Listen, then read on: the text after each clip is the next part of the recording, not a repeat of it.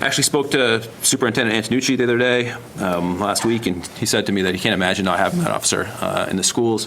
In fact, he would like to have more than one. That was actually, what he would like. There's a lot of shortages of things. We're living through some interesting times. Go to your grocery store, frankly, and there's shortages. There aren't enough people to drive the delivery trucks. There aren't enough people to stock the shelves. So we're seeing sort of these, flare-ups or distortions in our economy right now. And the labor market's no different. I actually sent an article to Mr. Simmons and Mr. Borg on Friday last week, Wall Street Journal. Headline was, police departments across the country are losing officers and struggling to replace them. It's a tough time in that industry. There's a lot of reasons, culturally as well, that I think are putting pressure on that profession.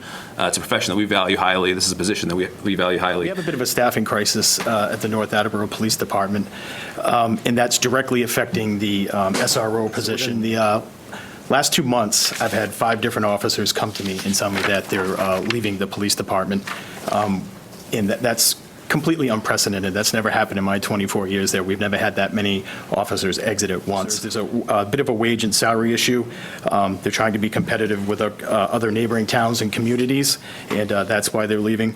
But there's also some other issues at work here, too. We've had 8 officers retire in the last 18 months, on top of, as Justin had said, a labor shortage. There's the recruitment numbers are down everywhere. Recruitment numbers are down over 50%. We saw that in our last exam in the last PAT test that we gave to, and that's just a fact. Because of the staffing shortage that we have, I've made the decision, and it was a very difficult decision, is to remove Officer Christine Crossman, who is the SRO, the school resource officer, and put her back on patrol.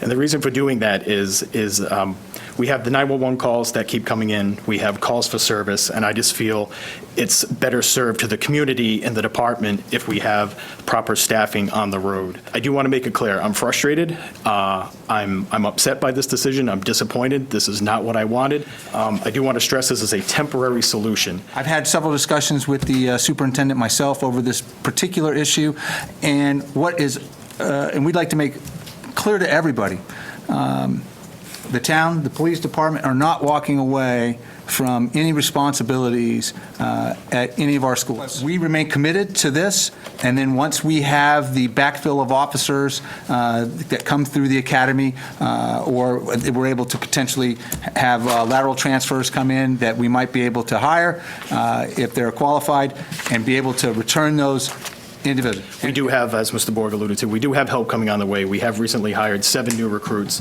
6 of those recruits are scheduled to go into the Cape Cod Police Academy in February 21st. They won't be out of the academy and trained and ready to go on their own until late fall. So I do anticipate having the SRO back in first day of school, Labor Day, in the upcoming school year.